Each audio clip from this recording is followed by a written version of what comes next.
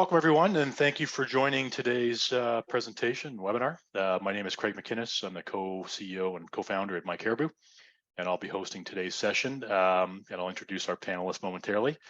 Just a quick background on us. myCaribou is the only global partnering hub built specifically for MedTech, and will help manufacturers and distributors build and accelerate successful partnerships on a global basis. Angela will post a link to sign up for the platform. It is free to get started.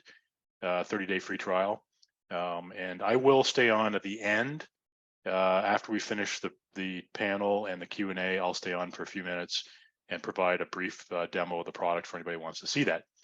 So the thesis for today's webinar is as follows. For manufacturers and distributors, finding, vetting, and selecting new partners is difficult.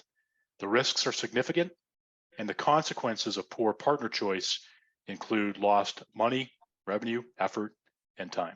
So let me introduce you to today's panelists to discuss the topic I just introduced. First, we have Nicolás Borzutzky. He's a commercial director of LBF, which is a Chilean importer and distributor of medical devices with over 75 years, in the market. And Nicolás has overseen the commercial growth of the business for over 13 years by establishing strong partnerships with suppliers from China and Europe.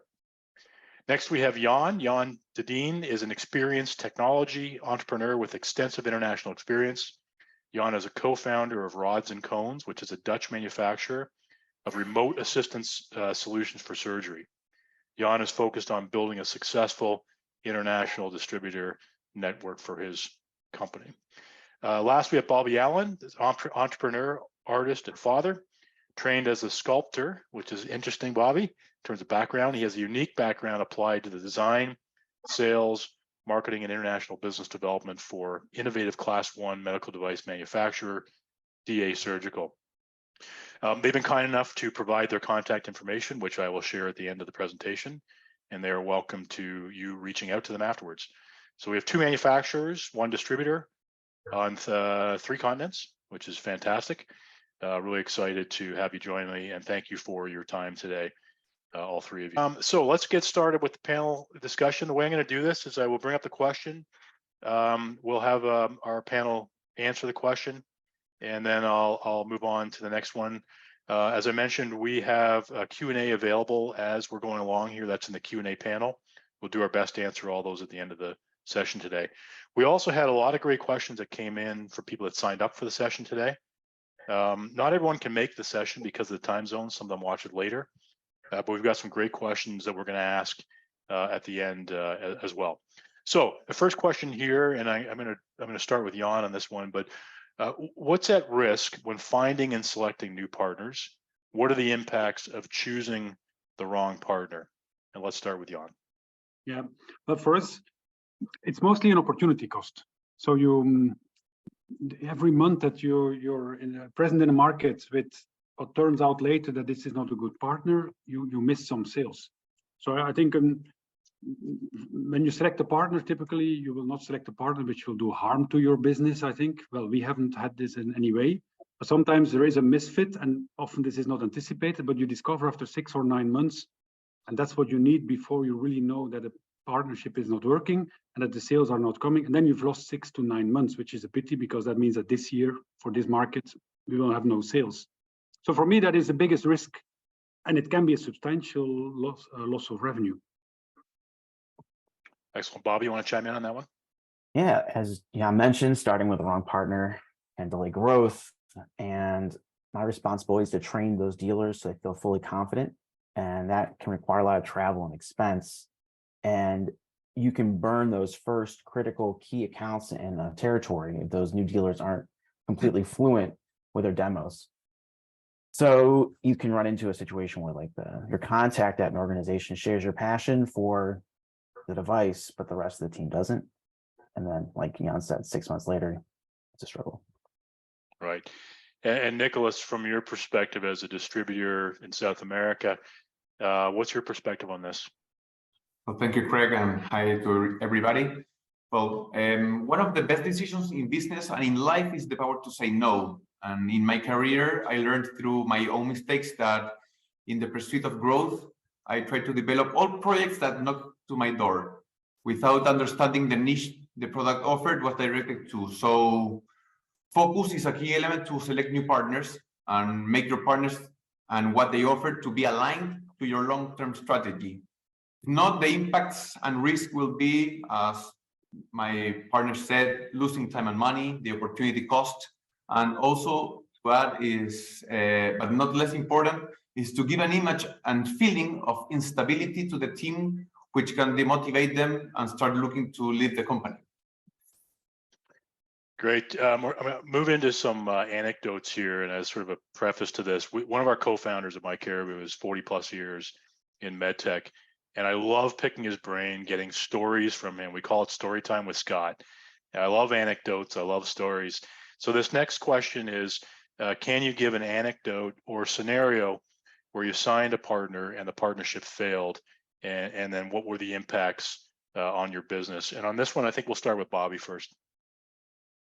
Yeah, so DA Surgical is a manufacturer of patient positioning products, but I'll flip the script and talk about how I do share a little of Nick's perspective as a distributor here.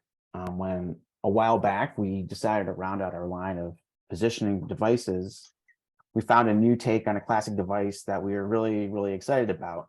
And we showed it at conferences and sales meetings, and our excitement was shared by all the customers that we met and our dealers. We started distributing the product. It was a big hit. And it ended up being too good to be true. And the quality issues that eventually arose, like they didn't meet our standards. We hold ourselves to a super high standard of quality, and it wasn't meeting that. Luckily, no patients were impacted by the quality issues, but it really hurt our business, both our reputation and financially, because we tried to follow our core value of do the right thing. We tried to make it right for everyone. But in the end, it still resulted in our company losing some strong customers and a couple of our own key distributors. So you really, you need to be able to trust your partners and make sure that you share similar values, especially of quality. Were you able to go back into some of those markets in the future after kind of fixing, with new partners and so on? We were able to get back some of the customers, but our relationship with our dealers is focused on a lot of trust. And that was unfortunately broken for some of them, but interesting. I respect it. Yeah. Yeah. And Nicolás, from your perspective as a distributor, what are your thoughts on this, and any anecdotes you can share? Yeah, well, when I was younger, 2-3 years of experience, one guy knocked my door asking for the distribution of a product to eliminate the bad smell of the colostomy bags. The product seemed to be great, it worked, but we had no experience at all on that area.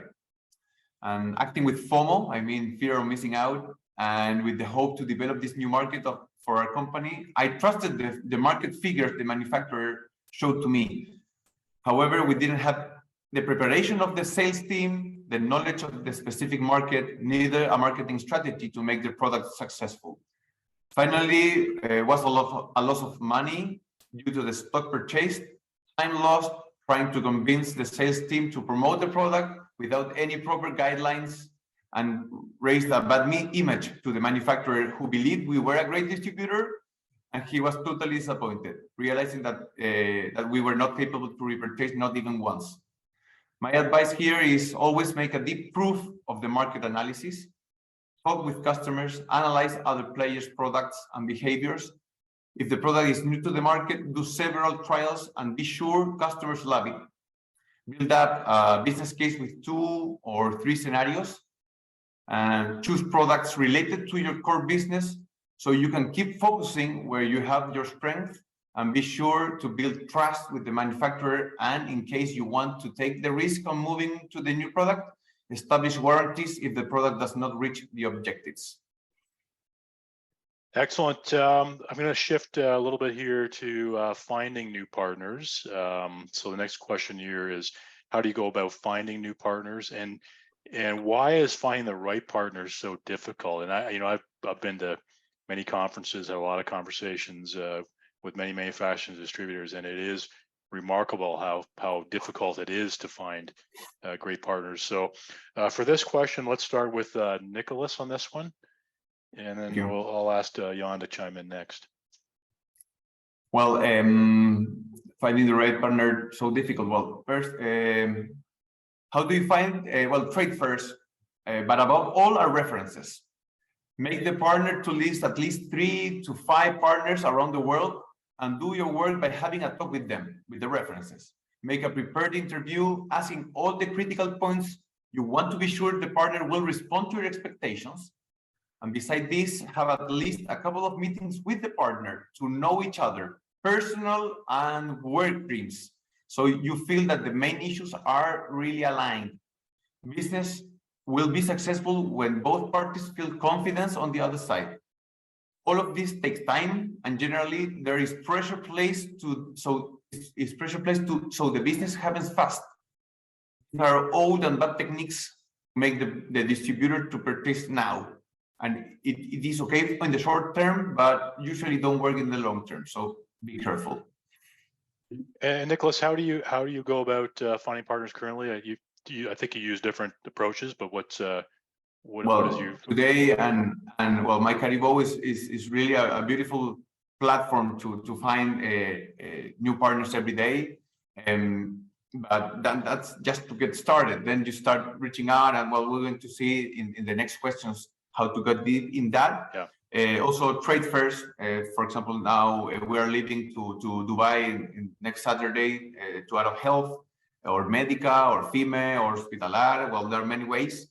And always, well, we're traveling to visit the partners directly to the factories. So we understand who they are, how do they manufacture the product, how are the installation, the infrastructure in general. Excellent. And Jan, just to reiterate, so finding how do you find new partners, and why do you think it is so difficult to find great new partners? Yeah, we sell remote access to the OR, to the operating room. And so our partners are typically companies that are strong in the operating room. And when you sell like a company selling implants and heart valves and that kind of products, but selling surgical products, it's a very person-to-person business. When you sell to surgeons, you have to see the surgeons. So we see that our typical distributor is not very present on the internet. It's very hard to find through desk research our type of distributor. So there is no, you cannot say in Chile, just search for surgical instrument distributors in Chile. You will find a few companies, but you will definitely miss out some very strong companies. So that's why we need to tap into personal relationships. And I must say, well, before there was Caribou, it was conferences still. You see a lot of people on conferences. You can have that first face-to-face contact and establish that personal trust. And then you start with demos, and you already have the cultural match with some people in faraway countries. Referrals works very well for us. One distributor has some cooperation with another distributor, or is distributing the same product as a distributor from another country, and that's how you get introduced. And of course, now that there is Caribou, at least you have a long list of distributors, of which many have no website, but they are present on Caribou, and you have some starting point to start contacting people. But I must say, whereas the internet has brought a lot of information to the open, for surgical distributors, that is definitely, public internet is definitely not covering everything there is in the world. I don't know, Bobby, if you have the same experience with you. I think you're also in UOR, so I think it's similar for you. It is the same. We have a niche product. It's hard to find a good distributor in that niche. Like Nicolás says, you have to focus on that niche. Best way we found is leveraging our existing relationships. We have a lot. I feel like the medical device industry is kind of a close-knit group. If you start with a short list from like myCaribou or US Commercial Services, in my case, it's a good way to start. You can vet it with their references, with our own trusted network, can save a lot of aggravation. This is an important one because I think it often gets overlooked, but how does market strategy affect partner selection? And then as sort of a part B of this is, how does exclusivity and focus, and by focus I'm referring to, is it a full line distributor versus a specialty distributor? How does that fit into partner selection? So the market strategy itself, your go-to-market strategy in whatever market we're talking about, and then exclusivity and focus, how do these things fit in for partner selection. And let's start with Jan on this one. Yeah, regarding exclusivity, for us, it's we definitely, well, not just prefer. So far, we've only gone with exclusive distributors. So I don't know that I've been warned. We are quite new in the field, so our product is only 3 years on the market. We are in distributor partnerships only for 1 year. So I don't know what happens if you don't have non-exclusive distributor, but I heard that it's a lot of headaches and conflicts. So for us, exclusivity is very important. Well, I would be interested to see how Nicolás thinks about this. My turn? Yeah, go ahead, Yeah, Nicolás. Yeah. so, because Okay, well, for us, when we select, we think that distributors, if they are not exclusive, that they are much less motivated, because they say, I will do all the work and somebody else in the market will then reap the fruits. Well, I think exclusivity is always better, always. That makes you better for success. Absolutely. If not, there is a market value destruction when you have more than one partner there, and it's too tempting to fall into a price war. Exactly. Yep. Okay. And Bobby, from your perspective, as you look at markets and you're trying to expand into markets around the world, what's your take on this? Every distributor wants exclusivity, that's for sure. We try to make sure that our device adds a lot of value to the organization, so that even if there isn't the opportunity for exclusivity in the market, that selling our device will help them increase sales of the rest of their line. Mm-hmm.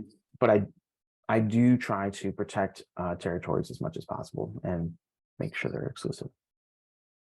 And I'm assuming for Bobby and Jan, for your products, you're both focused on distributors that are more specialized as opposed to full line, given that you're very focused on a specialized area for sales. Is that accurate? Or? Yeah, we like when they're focused on the OR, specifically patient positioning in the operating room. Yeah. Okay.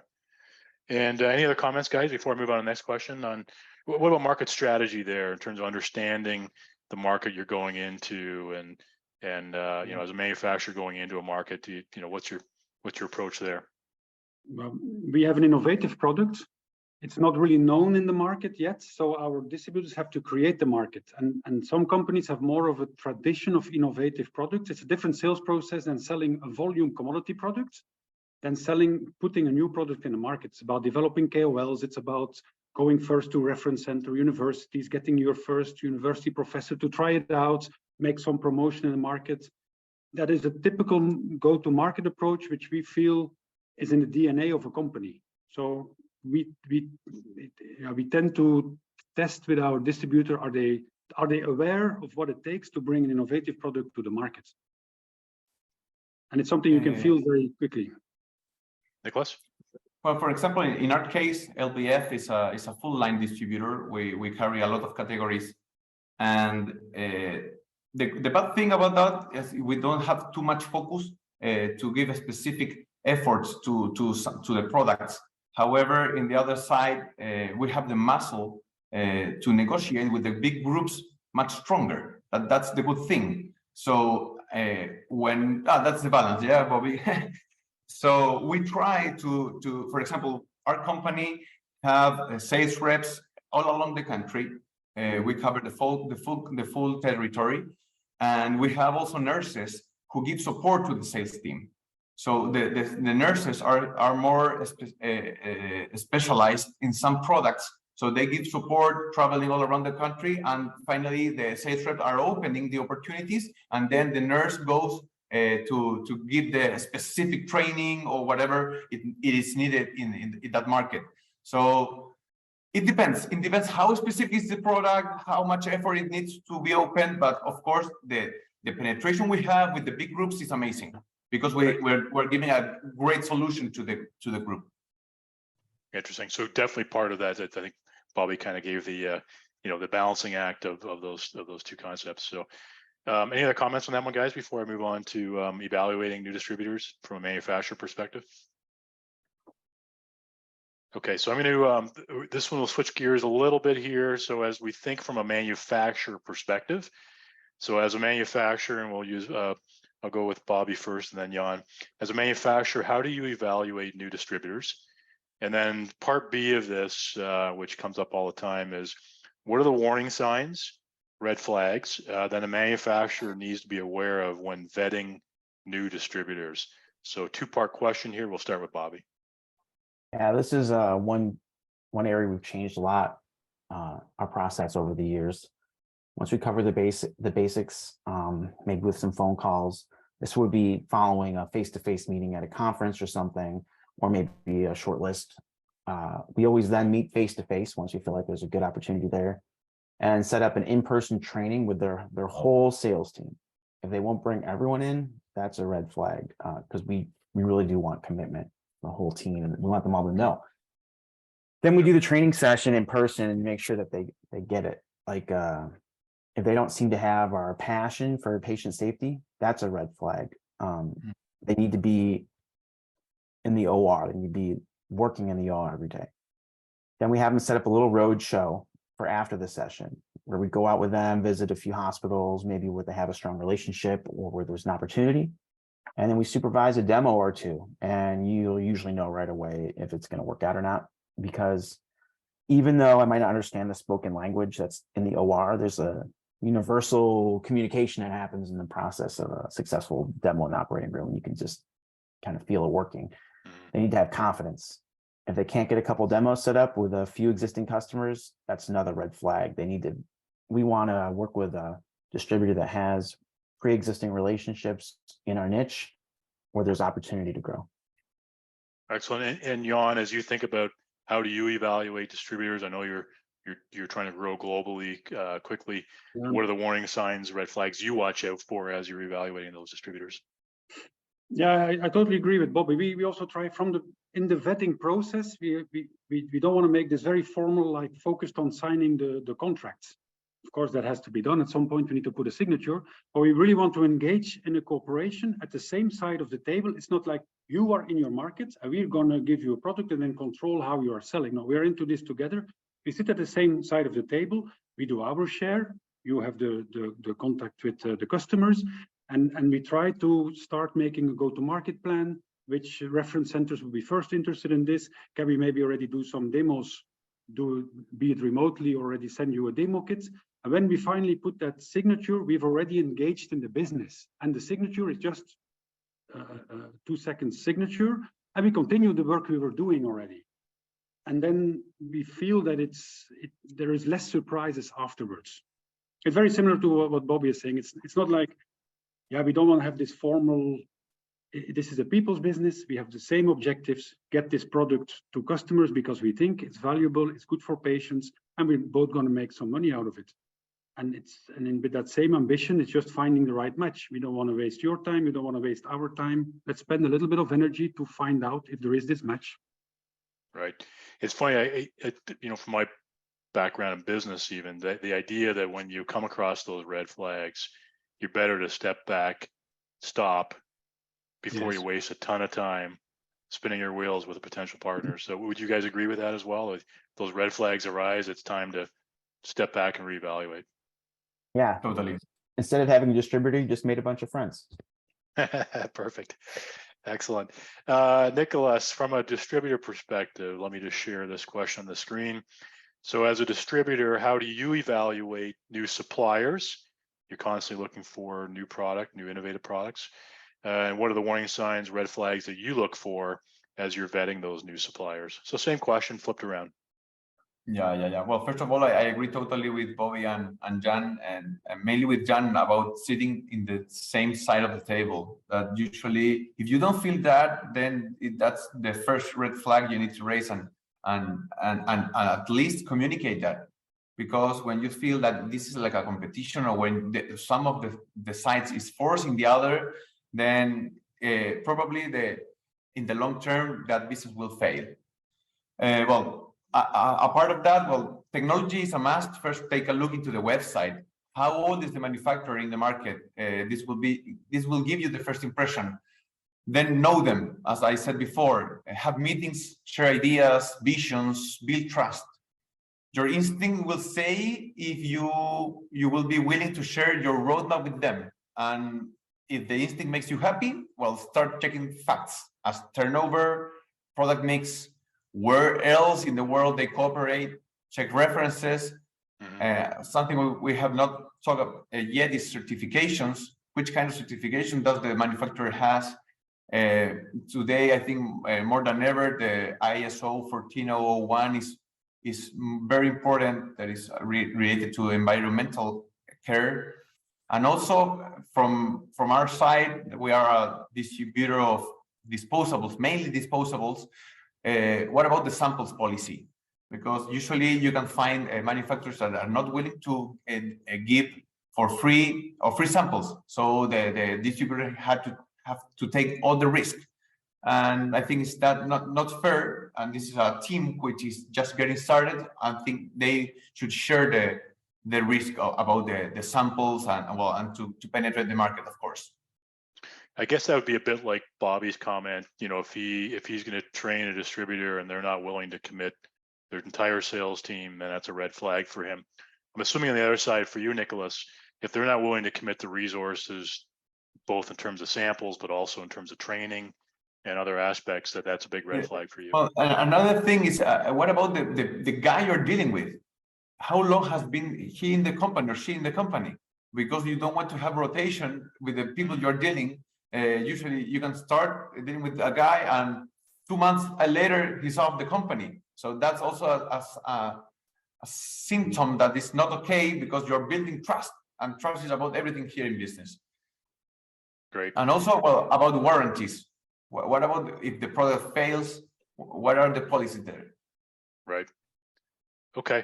I'm just going to pause before I bring up this next question. Just want to remind the audience, if you have any additional questions, please put those into the Q&A panel, and we will attempt to answer all those at the end. All right. So question 7 here, and this is for, again, the manufacturing side. So we'll focus this on, I guess I'll go Jan, Bobby this time. As a manufacturer, how do you ensure that you are receiving a meaningful share of the distributor's selling time? So often referred to as share of wallet. How do you ensure that you're getting a meaningful share of the distributor's selling time? So let's start with Jan. Yeah, the good thing of our product, this is a digital product. We can see how our demo kit is being used. So we make a plan where we will attack some hospitals, some surgeons, some events. And when we execute the plan, we have a way to see, and this is all in a very positive way, if the system is being used. So when a distributor is saying, I'm putting all my salespeople on this, and we are doing all this work, but we see that the demo kit is not used for a whole month, that's a big alarm sign. It is a way, I mean, and our distributors want to use the kit. So it's often somebody's on holiday, or somebody left the company, or there's an event that didn't happen. But it makes a very, let's say, a very concrete discussion possible about what are you doing to sell my product, and as we agreed. And if there is a good reason, why not? But if we need to correct, then let's correct. But sales activities, there is no sales result without sales activities. Unfortunately, we live in a world where we have to be very active in sales. Otherwise, we all three here, Bobby, Nicolás, and me, would have no job. But that's what makes our job fun, is that we need to sell. But to sell is to make quotes, is to go to customers, is to give demos, is to do what salespeople do. And that's what we like to get a view on. Yeah, I know when we chatted prior to today's presentation that the idea of in business development, sales is a trailing indicator. It's the result of work done for months and sometimes years of effort. So the leading indicators, you mentioned one being the use of your demo kit. What other indicators, what other activities do you think are critical to monitor or communicate with your distributors, make sure they're doing? Is it, on-site visits? What are the metrics? Again, the good thing of our product is that's very unique about our product, but distributors can use our product for their own activities. So the sales, a lot of our distributors sell products to the OR, so they can use our product to support their own products. So we can, so it's like they use it first themselves, they show how they're using it, and then it's a very soft way, a natural way of selling. Of course, I imagine, Bobby, not every distributor is lying themselves and being positioned on your table. So we're a bit in a luxury position there, that we can really also encourage them and help them to be the customer of themselves. Right. And this is a very, let's say, yeah, the demo kit, if it has value not just for selling but for your own business. But this is something that we need. So if we see that they are not even using it for their own business after 2 months, this is a very bad sign. So we have like these two levels of engaging on the activities. Excellent. And Bobby, from your perspective, how do you ensure that you're getting share of wallet, mind share from your distributors?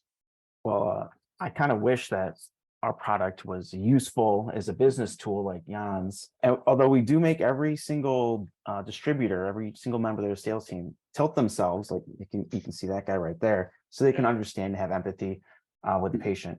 Works for the customers too. But our strongest distribution partners like Jan, they already have an established line, and they're selling and focused on our niche. Sometimes that's not possible. But we offer our device as a way for them to break into new accounts where they couldn't get their core products in there, and then hope to become their core products after a while.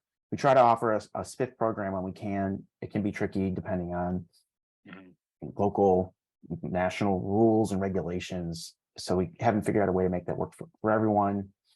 I'm interested to hear if anyone has a solution for that. And sometimes it can take a while to break new ground. After a few reps, maybe a distributor has a few people on their team, and the first, like maybe the 1 or 2 of their stars, or even just someone in a good territory starts making early successes, and the rest of the dealers can notice that. And the second year is when it really picks up across it. But what's your sales? Sorry to cut you off. What's your sales cycle? I mean, if you sign a new distributor, how quickly do you normally see the trailing indicator of actual sales with a good distributor that you've, good partnership? You're kind of jumping on the next question, but we check the leading indicators, our KPIs, like the number of new leads that they've got. We do quarterly meetings and sometimes more frequent ones if there's questions of support. Yeah. What we kind of call dry demos, which is when you go to the facility, maybe show the product in the hallway and show some teams how to use it. OR demos. And then we like to talk about lost deals so we can learn what we can do better in the future and help them overcome objections, and new customers. So we like to know leads, demos, lost deals, successful deals, and that's just a few. For those indicators, but sorry, what I meant though is how long, if you sign a new partner today, how long does it typically take before they're actually ordering product, selling the product? That can take some time. Typically, for a hospital customer, we're doing the demo, getting the quote, goes through value analysis. In other countries, it can take anywhere from 2 weeks to 3 months to close the hospital down, sometimes 6. Yeah. If it's a tender that they're selling on, that process can be long and cyclical. Okay, and we will come back to those leading indicators. That I want to make sure we think in terms of the sales cycle, and then what are some of those indicators that ultimately will let you know that the sales funnel is real. It's the pipeline is real, and you're going to have real business out of it. Jan, your perspective on this? We try to combine long-term projects. I mean, but where we will change the whole way healthcare is done by building capabilities in remote areas, and we will have kits in every surgery or in every operating room. This is our vision, but in the long run, this will definitely materialize. But we also like to focus on the short run, where we think that in 2 to 3 months, it is definitely possible to sell a few kits to university centers. There is a lot of budgets in university hospitals for education, some free lying budget that we can use. So we also like to focus on closing deals very fast. And it's also important for the sales team to get motivated to see things moving in the market. Perfect. So I will come back to some of those leading indicators momentarily. Nicolás, from your perspective as a distributor, how do you decide how much selling time to allocate to the supplier's products? And how do you make sure you have significant commitment from the supplier to support your selling efforts? So sort of two sides of the coin here. What are your thoughts? Firstly, I think that the distributor must be fair with the manufacturer and deliver a business plan. And that plan must establish the goals more than the selling time. I think that the plan also must demand for supplier support to share the risks, as I said before, for the samples, for meeting time, I mean, for analysis and control. And in that term, I think it's very, very important that as the manufacturer should know more about their product and have experience in other markets, they can create a template of control or analysis. Where are the critical aspects that should be part of the awareness of the distributor to start building up the market? Well, beside that, the plan should have the marketing activities, the congresses, the seminars, and of course, all this must be aligned to the plan, to the main objectives. Product training, that's also part of the selling time that you must ask to the manufacturer to share with the distributor, and make sure that all the warranties are also included here. And so in case there is an issue with any technical issue, well, they can how do you say it, work it on time as expected, as if we were the hospital finally. And the hospital demands immediate solution. So you want that the partner also give you immediate solution. And it's very common that the manufacturer gives you months and months and sometimes years to give you a solution in a quality issue. So that's also very important. Okay, this will be the last question before we get to the more informal Q&A portion of this. So again, I'll encourage everyone to put Craig, questions. one more thing I remember also is also visiting the partner. So it's important that the manufacturer goes to the market where they're selling, so they can empathize more with the market reality to who is this distributor and how is this market. So they can also give cooperation, and the negotiation will be better when they understand better the reality. Excellent. Okay, so last formal question before we get into the less formal Q&A. And we started to touch on this a little bit in the previous questions, but when is the best time to agree upon activity-based goals? Is it during the partner evaluation process? Is it during the contract negotiation,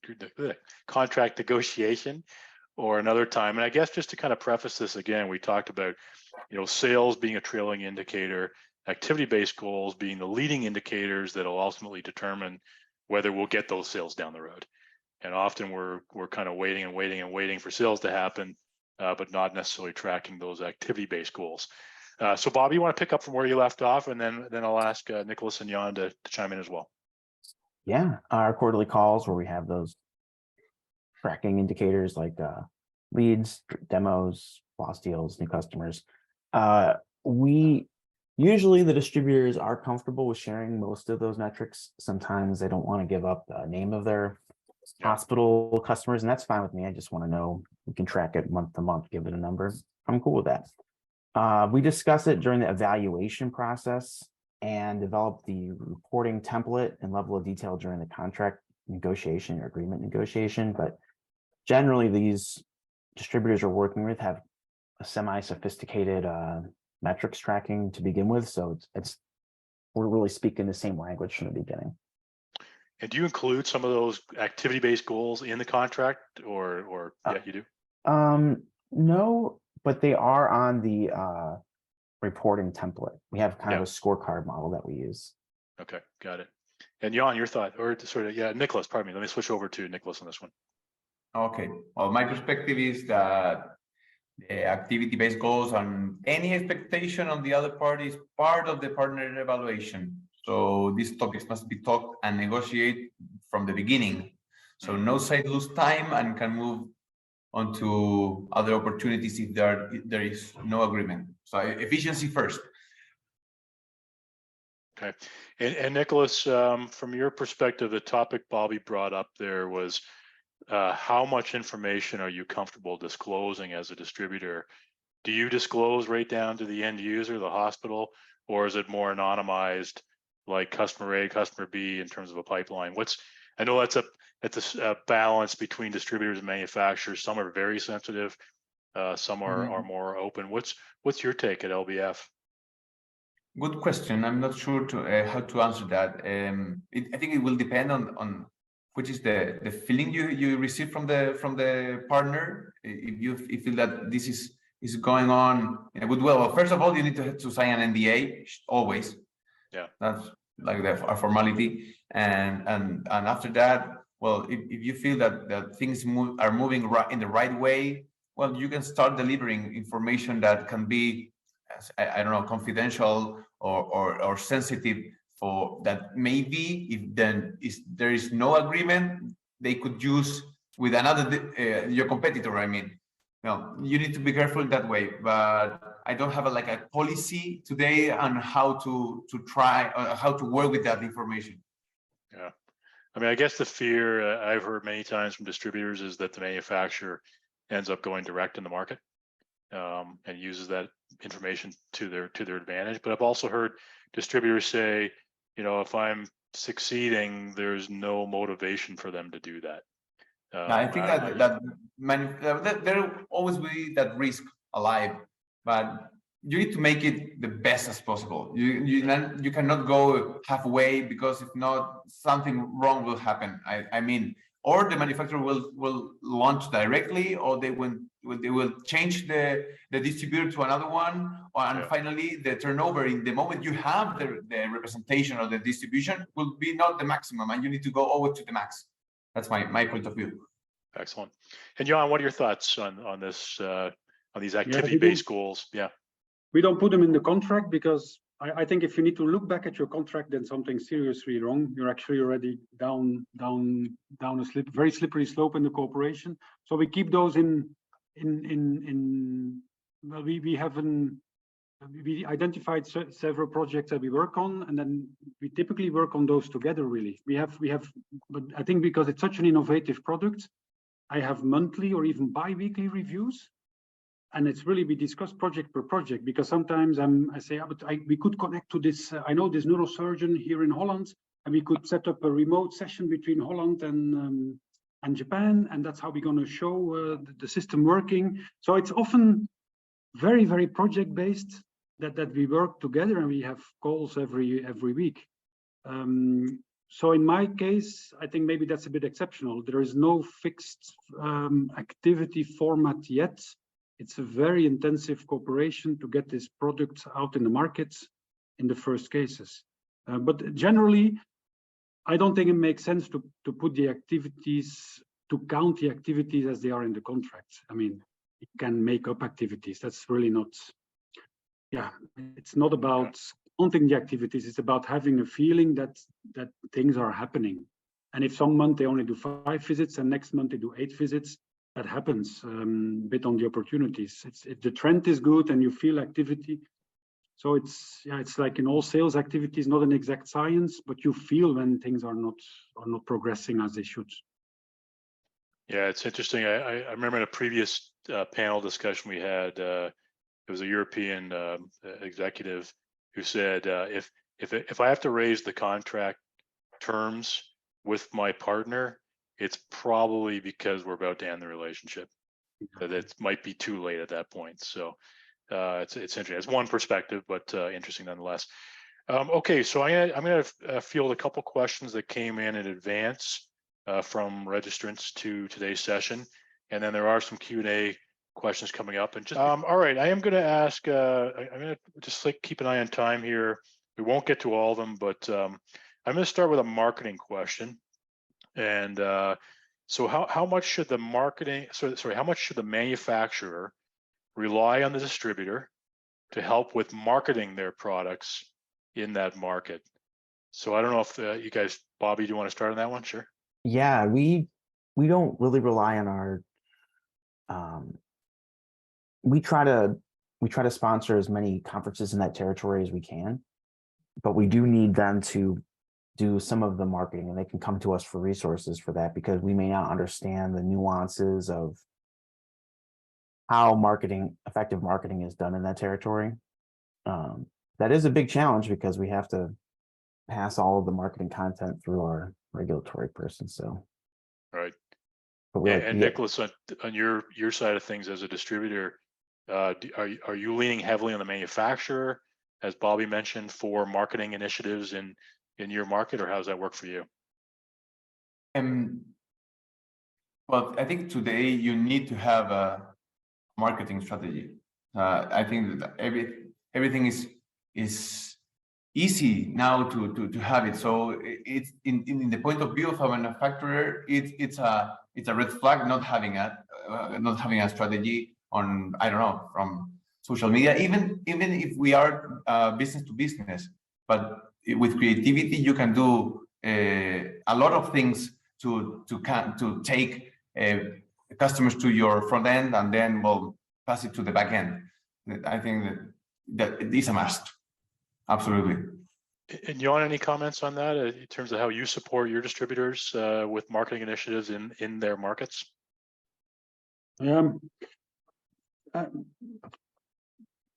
make me think now, because I always thought that our marketing of our product was very unique because it's such an innovative product, but that's maybe what everybody thinks. So yeah, so we support some conferences, but we leave that very much to our distributors to make a plan and to ask us where they need us. Right. But yeah, so we have, of course, the traditional marketing materials, the brochures, and they can all be adapted to local context and those things. We do a lot of LinkedIn activity, actually, together with our distributor. But yeah, so I don't think we are the most innovative in terms of joint marketing so far, if I must say.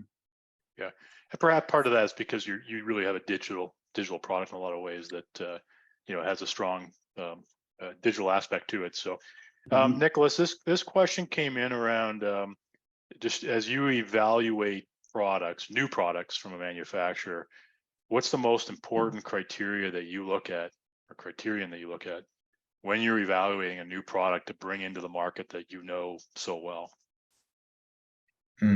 Thank you. Well, I think first of all, you need to differentiate if the product is consultative or a commodity.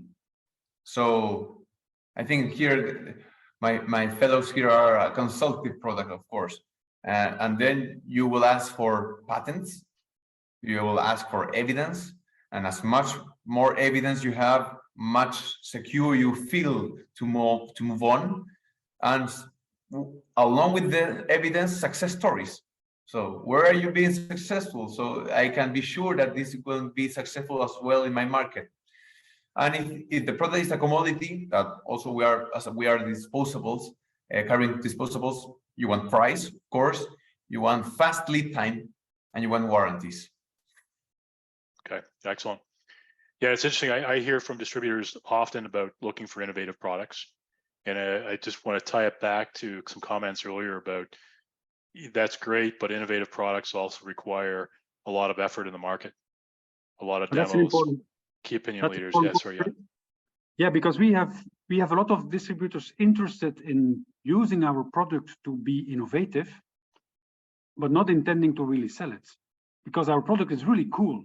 If you can be at a conference with our product, you'll draw people to your stand. But we need to find distributors that are also willing to do the effort in selling afterwards, because getting the interest, that's only the first step. And that is when you're selling innovative products. I don't know if we are the only one with this kind of concern, but it is a reason. I mean, it's something that we have to pay attention to. That it's not just for the innovation that some distributors are interested. I think, Jan, that in that perspective, the most important thing is marketing. So finally, in terms of how much on the knowledge you are delivering to your dream buyer, and if that knowledge is really surprising. So if you're surprising your dream buyer, then probably they're going to go to your front end and start understanding more about it, and then they will be willing to try it. Yeah, absolutely. But we have some distributors really don't have or are very interested to sign us up as a manufacturer, but they just put in some numbers in the contracts, but are very interested to buy the demo kits, but are not so interested to selling afterwards. We had a few of those. So we have to take in, we have to really, and that's why we do now that market planning before we sign the contract, and we really feel, are they really putting the effort to do the sales work, not just the demo work and the being cool work. Yeah, we often encounter distributors that are selling our demo kit essentially, but not activating it. And since we have a disposable component, it seems confusing to me that they don't want to activate that. Yet that's just the way they do business. So you have to make sure that you avoid that. Excellent. There's a question that came in advance about too many requests coming in, and I'm actually just going to tackle this one really quickly, and then I'll move on to some of the ones that are coming in live right now. So somebody had asked that they said that they get bogged down by companies reaching out to them. I'm actually not sure if this is a distributor or a manufacturer, but I've heard it on both sides. So how do you handle too many requests? I'm going to stay on and show our platform momentarily. And part of what we do is you can actually funnel those requests through our platform. It's almost like dating matchmaking. So it uses your profile, their profile, and your criteria for matching, and it match scores those inbound requests.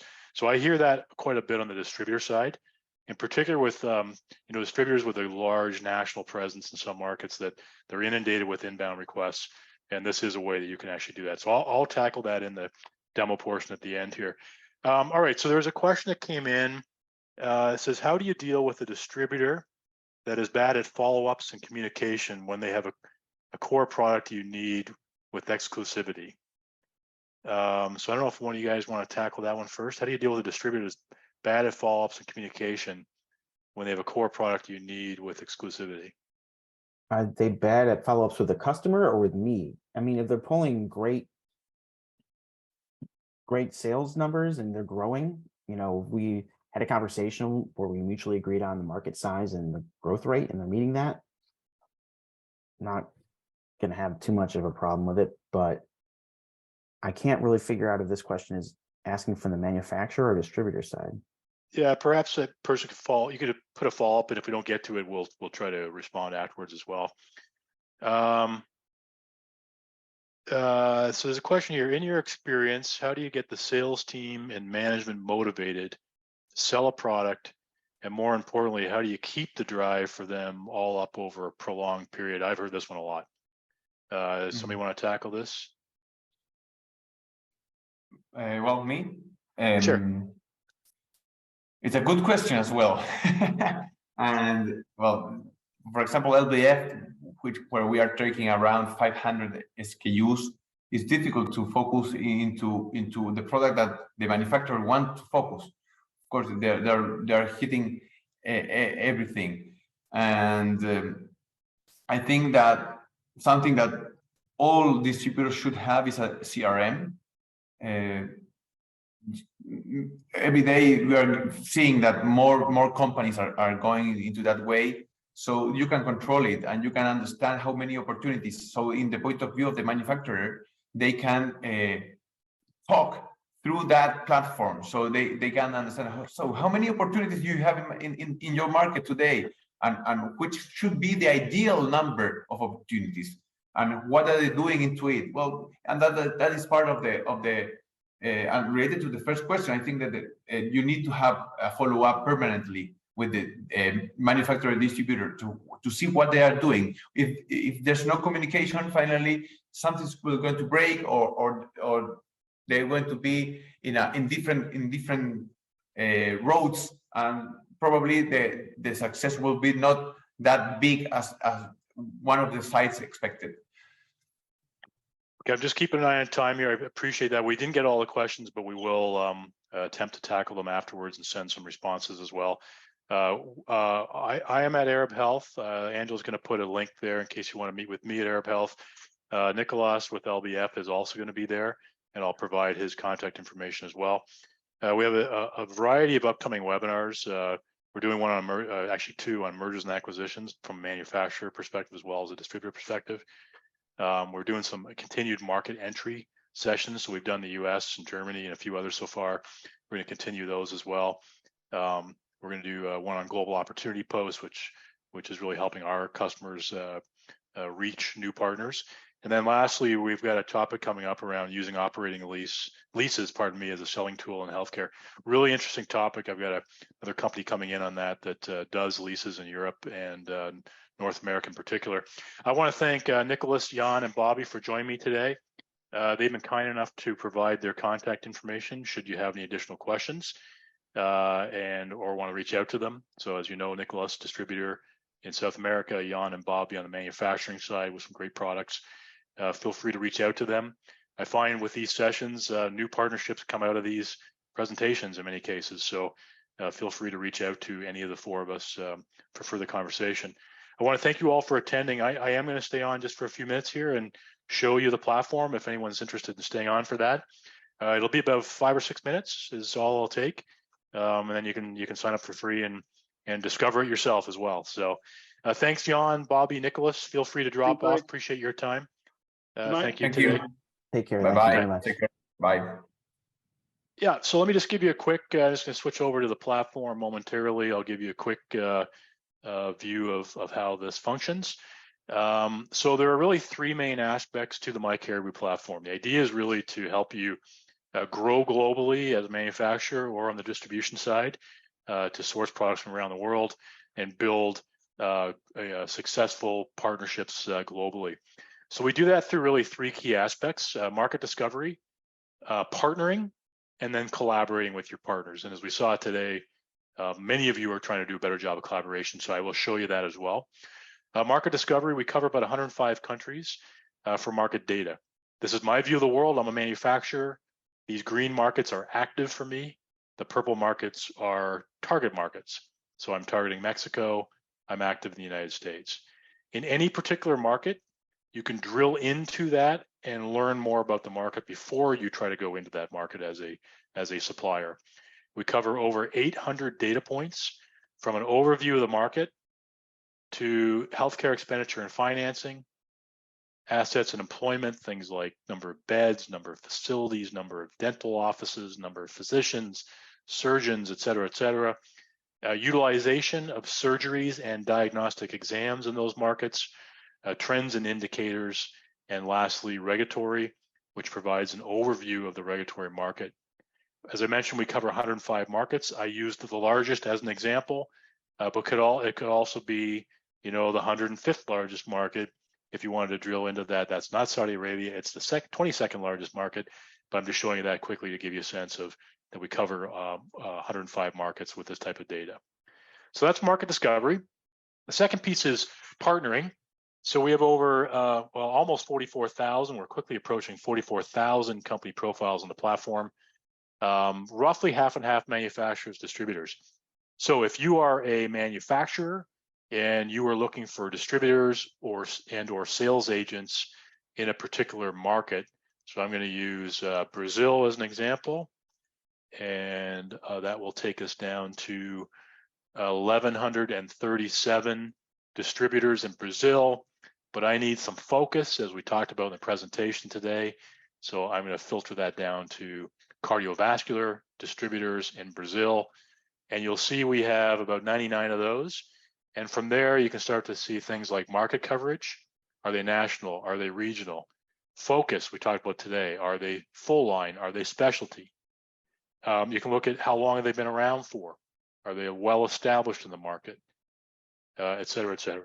When you're ready to look at that company, you can view the profile. You could view their detailed profile. You could go to their website, their LinkedIn page. You could learn about that business. You could see what they focus on in terms of product categories and call points. And from there, when you're ready to, you could attempt a connection with that company where they can ask you a few questions about your organization, and you could try to establish a connection that way. Similarly, if you are a distributor and you're looking for manufacturers of, let's say, cardiovascular products, you're going to see 1,456. And you can see I'm sorting it by country now. So you can see distribution around, manufacturers from different parts of the world. You could get more specific. So for example, I might say, I'm looking for manufacturers of cardiovascular products that sell catheters as an example, and that takes that 1,456 down to 108. And from there, again, I can start to look at those companies. I could connect with them and try to establish an initial discussion about partnerships. That's one way to partner. It is how you can go from there to make a short list. So for example, I could create a short list out of this and start to shortlist potential suppliers or distributors in a market. But I'm going to show you something else called opportunity posts. And this is something we released in April of last year, and it has absolutely taken off. All three of the presenters today on the presentation are using these to find partners in markets around the world. I'm going to show you what this looks like. These are real opportunity posts. This is the live platform. And you can see, for example, here's a manufacturer that's anonymous here, but a manufacturer in the United States looking for distribution partners in the Middle East. I can look at that opportunity and see that this is a US manufacturer. Oops, here's the full opportunity post. So they are looking for distributors and or sales agents. They're open to specialty or full line distributors. These are the markets that they're interested in. And here's what they do. They've described it over here.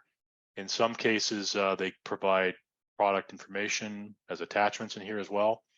And you could respond to this and say, hey, I'm a distributor in, let's say, Kuwait, and I'm interested in repping your products in that market.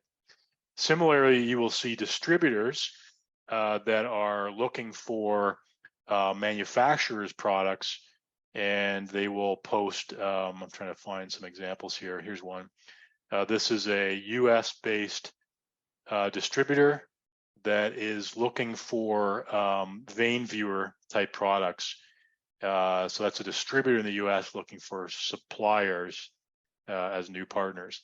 If you look over on the right-hand side here, you'll notice match score. And what that's actually doing is taking my profile. Don't read too much into it because I'm actually logged in as myCaribou, so we're really kind of not a manufacturer or a distributor, we're a platform.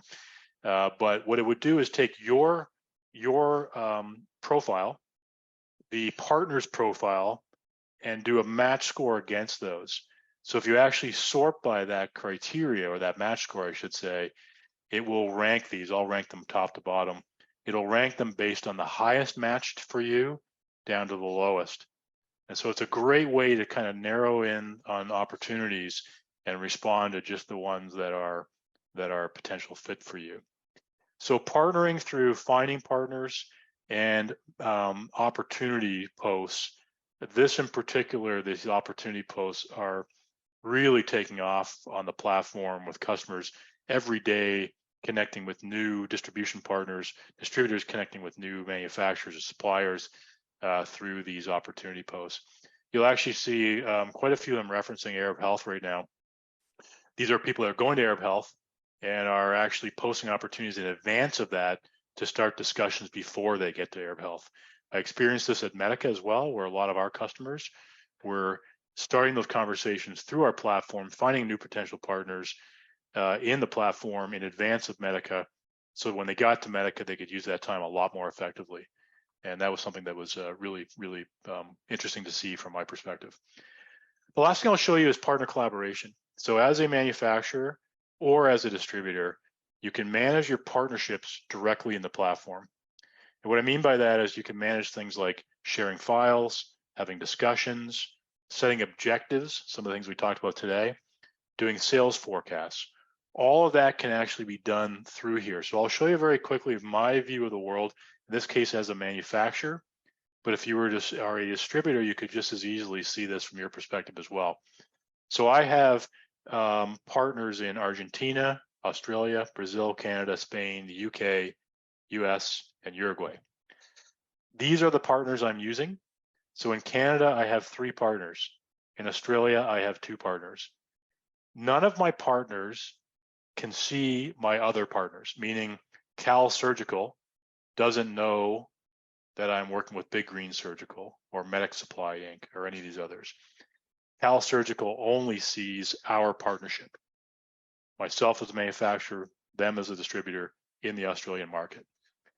But what we can do then is start to manage those partnerships through here, including global sales forecasts. So I'll turn on my sales view and you'll see that I'm actually tracking, let me use my 2022 numbers here. I'm tracking quarterly target and actual sales forecast by partner across the world in this case. If I was a distributor, that would be my sales forecast with all my suppliers. I may be using a CRM to track more detail there, but here I'm putting in my quarterly forecast, just nice high level forecast. Behind each of these as well, we can also manage objectives, things like setting up key opinion leaders, demos, some of the things we talked about with Jan, Bobby, and Nicholas today. How many visits are we making to doctors' offices or hospitals? How many presentations, how many demo kits, et cetera, et cetera. And we can do that in there. We can also have discussion threads. So you'll see, conversation between myself and my distributor in Brazil, and you'll see some back and forth between the two of us here as we interact. You could share files. So again, you could have things like product fact sheets, sell sheets, warranty items, documents, I should say, all the various things that are available to you in that partnership.